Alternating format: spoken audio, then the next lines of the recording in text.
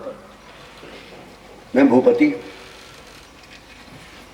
लेकिन अभिमान तो पृथ्वी का नहीं रहा। यदि पृथ्वी को अभिमान हो गया तो पृथ्वी कहती है आज मेरे लिए लातों से कुचरा जा रहा। तत्र गोमधनो राजा हन्यमान मनाथवत दंड हस्तंज वृषलम ददृशे नटलांछनम। दंडा लिए काला पुरुष है श्वेत केस, मारता हुआ चला आ रहा। महाराज परीक्षित दिव्य यात्रा में चतुरंग सेना लेकर चलेगा। क्या देखा, एक गऊ आंखों से आंसू बहा रही, श्वेत वर्ण का एक वर्धा बैल है जिसके 3 पांव टूटे हुए, और ये इनको ताना देता चला आ रहा। स्वभाव बदल जाता है। यदि आप में क्रोध है तो ऐसे मौके को रखना चाहिए। जब कभी देश धर्म पर आपत्ति आए उस समय अपना शस्त्र संभाल लो, अपने आप को बलिदान कर दो देश धर्म के लिए। यदि तुम्हारे अंदर पुरुषार्थ है तो ऐसे अवसर पर दिखाना चाहिए।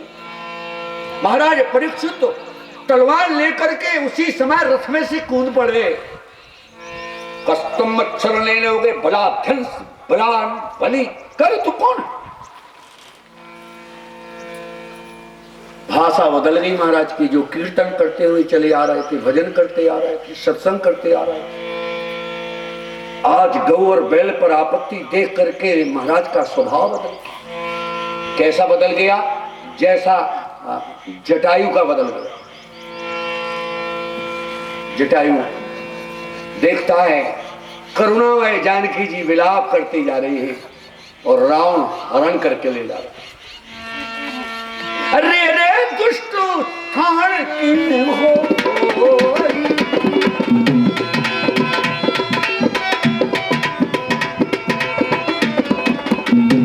भाई चल सीना जौन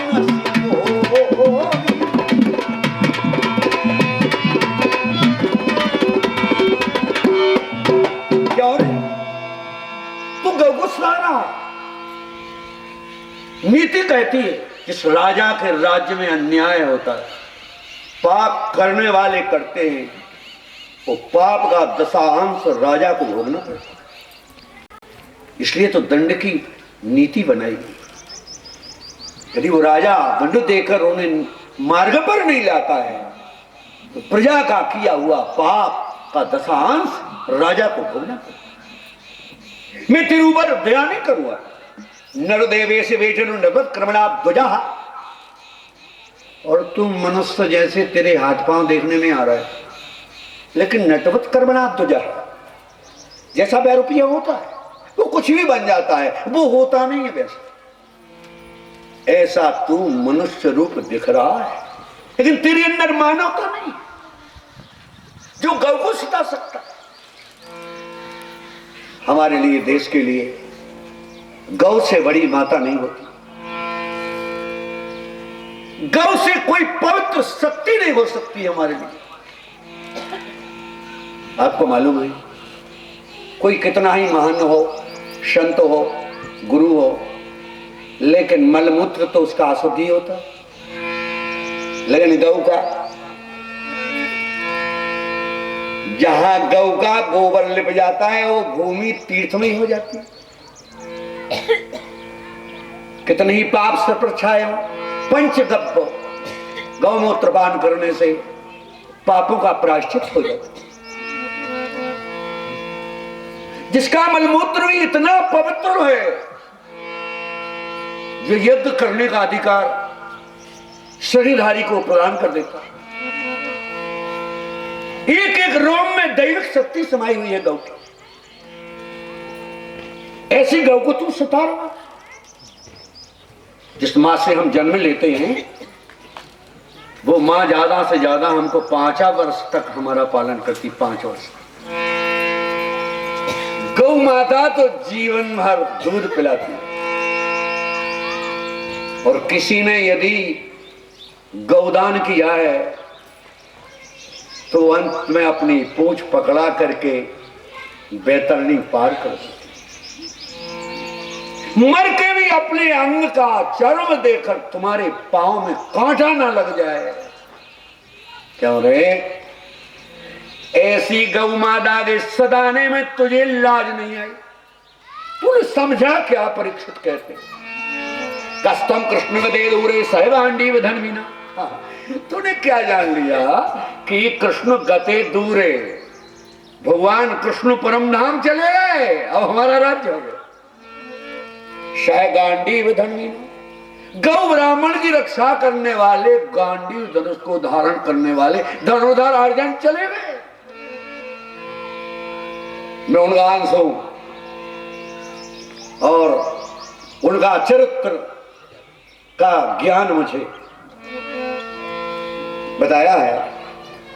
जब द्रौपदी को स्वयंवर में जीतकर आए तो कुंती ने एक बात कह दी। अर्जुन ने कहा मैया मैं एक वस्तु लेकर आया। माता ने कह दिया तो पांचों बांट लो। आप तो धर्म संकट में पड़ जाते। माता पिता गुरु प्रभु की वाणी विनय विचार करिए सब जानी। क्या किया? तो एक दिन नारद जी आ जाते। नारद जी को साराभिप्राय सुनाया। नारद जी बोले दुनिया में मिटने के दो ही साधन, जमीन और जोरू। इसमें बड़े बड़े परिवार नष्ट हो जाते। इसमें आपको मर्यादा रखना पड़ेगा। यदि मर्यादा नहीं रखोगे तो किसी दिन भाई भाई टकरा जाओगे, नष्ट हो जाओगे।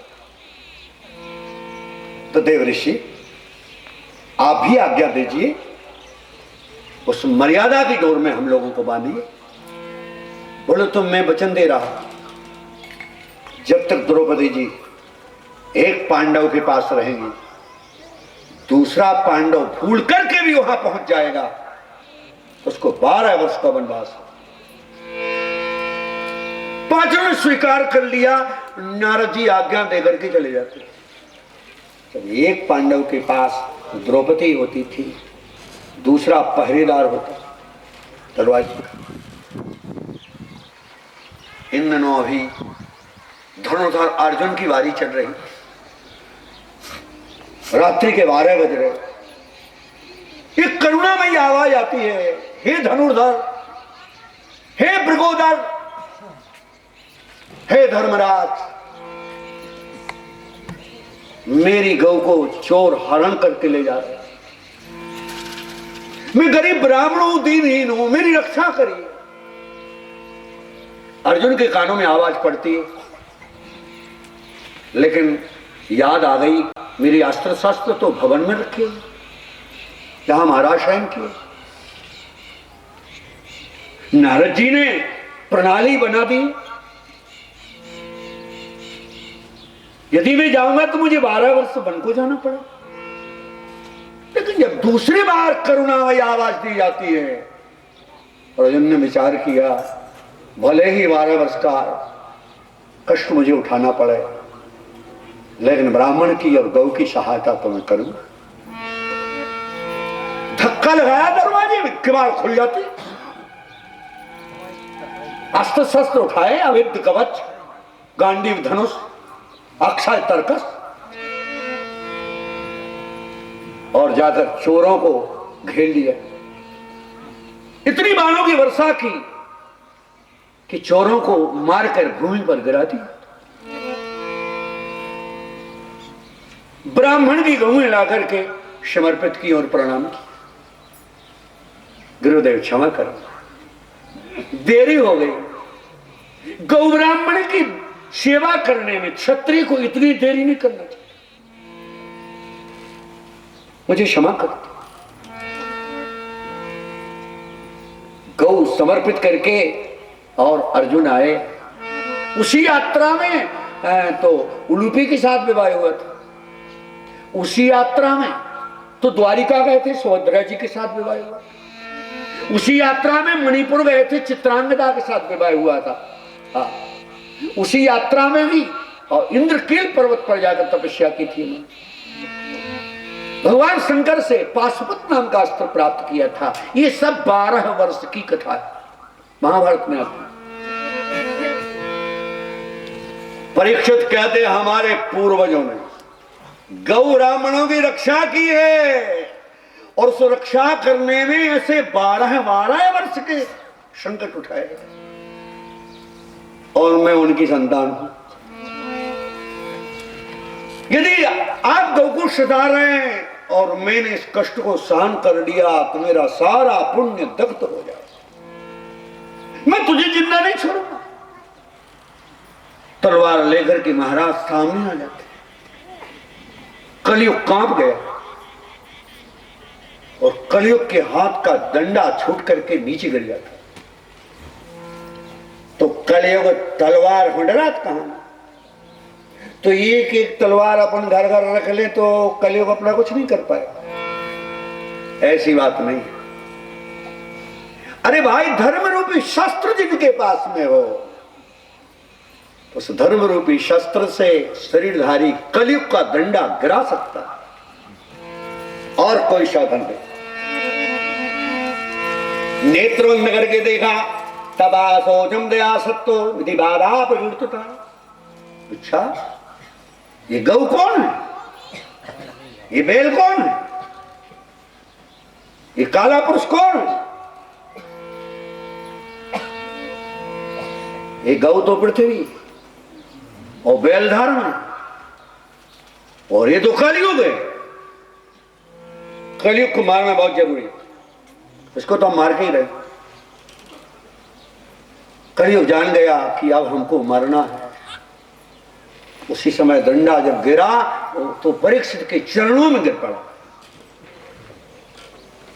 महाराज, मैंने एक बात सुनी है भारतवर्ष की। भारतवर्ष के क्षत्रियों में एक परंपरा है, जो शरण में आ जाता है उसका भय कर देता। मैं तुम्हारे शरण में हूं, मुझे प्राण दान दो। बोले नहीं, मैं नहीं छोड़ूंगा तुम्हारे। लोहो नदम चौर्य मनारि ज्येष्ठा समाया कलहन सदम्बा। यदि मैं तेरे ऊपर दया करता हूं तो इतनी चीजें बढ़ती, लोभ, झूठ, चोरी, अनार्य, कलह, माया, अभिमान। नावर्तितव्यम दुधर्मवन्नो धर्मेण सत्येन न वर्तितव्यम्। तू अधर्म का भैया है। यदि तू हमारे पुण्य प्रदेश में आ जाएगा तो हमारा देश अनार्य हो जाएगा। ब्रह्मावर्ते यजंती यज्ञे स्वरम यज्ञ विधान विज्ञा। ये ब्रह्मवर्ती के देश है, पुण्य प्रदेश है, ये यज्ञों की भूमि है, महापुरुषों की भूमि है, ये भगवान कृष्ण की क्रीड़ा स्थली, ये धर्म की राजधानी। मैं तुझे जिंदा नहीं छोड़ूंगा। बोले प्रभु, आप मुझे किस लिए मार रहे हो? कहा तू पापी है इसलिए मार रहा। प्रभु, आप मुझे पापी समझ रहे हो? कहा आप एक काम करो, ये तलवार वाला हाथ जो है जरा नीचे कर लीजिए, तो हमें साहस आ जाएगा और मैं कुछ आपसे कह सकूंगा। बोले हाँ, तलवार बनी रहने दो, जो बोलना चाहता है बोलो, हम सुनेंगे। बोले बोला सतयुग, त्रेता, द्वापर, जब 3 युग निकल जाते तब ब्रह्मा की आज्ञा से मैं इस देश में प्रवेश होता हूं, मैं अपने मन से नहीं आया। और सुनिए, जो आप हमको पापी सिद्ध कर रहे हैं, और मैं पापी नहीं हूं महाराज, और मैं तो बड़ा पुण्यात्मा हूं। सतयुग में क्या विशेषताएं वो आप जानते हैं। गोस्वामी जी ने भी कहा, कृतयुग सब योगी विद्या,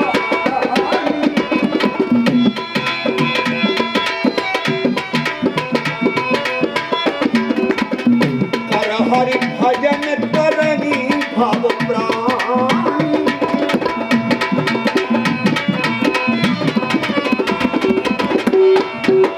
ज्ञान से विज्ञान ज्ञान को प्राप्त होकर योग समाधि के द्वारा बड़े बड़े व्याग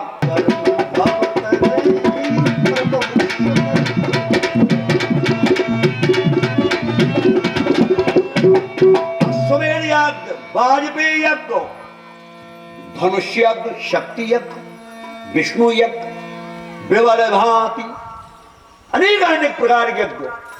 कैसे यज्ञ? प्रभु समर्प, यदि प्रभु हमारा यज्ञ बन गया हो तो मैं आपके चरणों में अर्पण कर रहा हूं। कृष्णार्पणम मस्तु, ब्रह्मार्पणम मस्तु। उसके बदले में कुछ न मांगे। और ऐसे अनेकानेक प्रकार की यज्ञ करता हुआ शरीरधारी जब संसार से जाए तो प्रभु समर्प कर्म भव त्रेता में जब कर पाते, द्वापर कर रघुपति पद पूजा,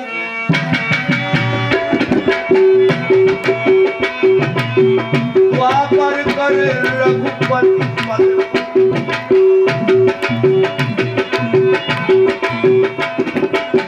द्वापर कर रघुपति पद पूजा, नर भव तरही उपाय,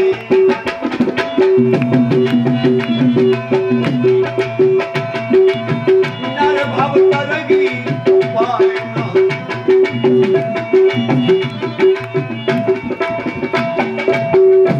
पूजा माने होता है प्रेम। पूजा का बनत है कि भगवान के चरणों में प्रेम है। प्रेम का नाम ही पूजा होता है। यदि भगवान के चरणों में आपका प्रेम है तो आपकी पूजा बन गई, और प्रेम नहीं है तो उपाय न दूजे। द्वापर में कोई उपाय नहीं। और महाराज सुनिए, आप मेरे राज्य में कलयुग के बलहारी गुण गान,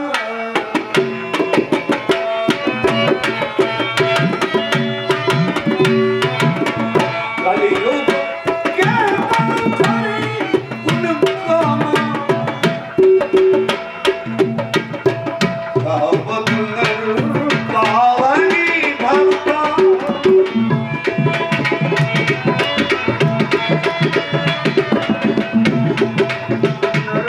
पावनी भक्ता।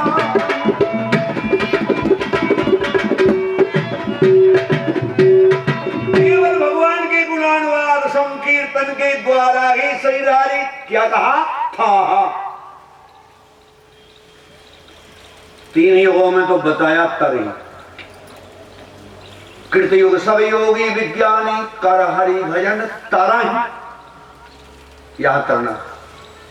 और त्रेता में त्रेता विभति भाव यज्ञ करगी, प्रभु समर्प कर्म भव तरही, यह भी करना।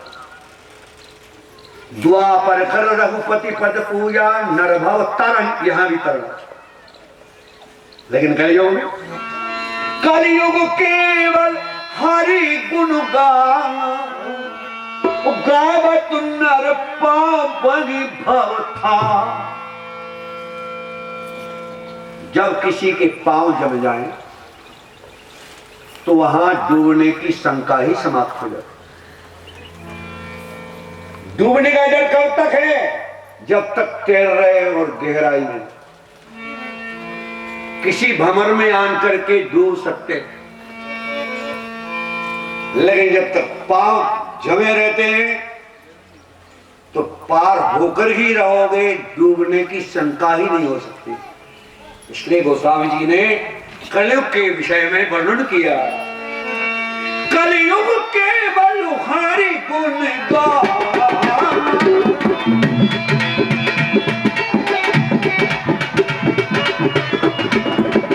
गावत नर पावनी भव था।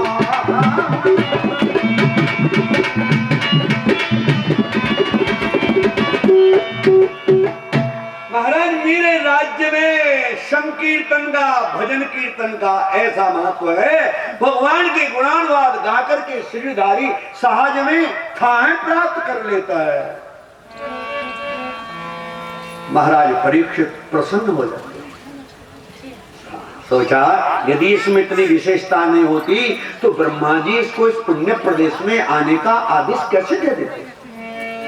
ठीक है, ठीक है, आ गया समझ। कलयुग कहना हो तो और सुन लिए। एक कलयुग समन ज्ञान युग जो नर कर विश्व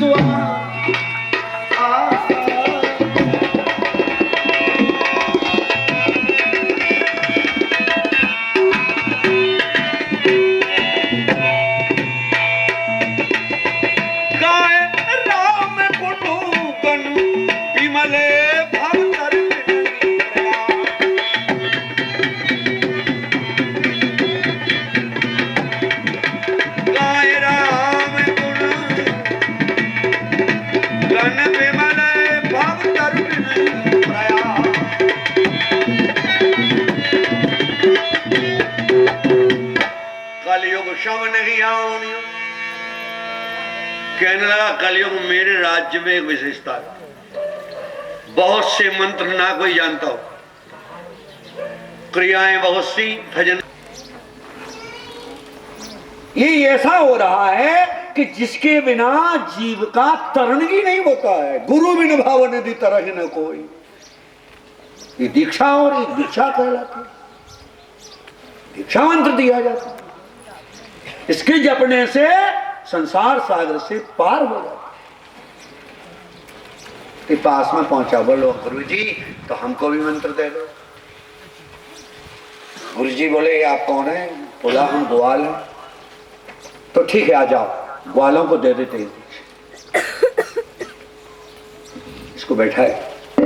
जब सबको दीक्षा देते हुए गुरु जी इसके पास आए तो इसने प्रश्न किया, गुरु महाराज देखो ये सब पढ़े लिखे और हमारी स्थिति तो बड़ी गड़बड़। कैसे? मैं एक दिन पाठशाला में गया था, गुरुजी ने हमको मारा, हमने गुरुजी को मारा। गुरुजी ने कान पकड़ के पाठशाला से निकाल दिया। ढोरों में नित्य जात हैं, स्कूल में एक दिन आ गए। अब जान गए गुरु महाराज कि हम कितने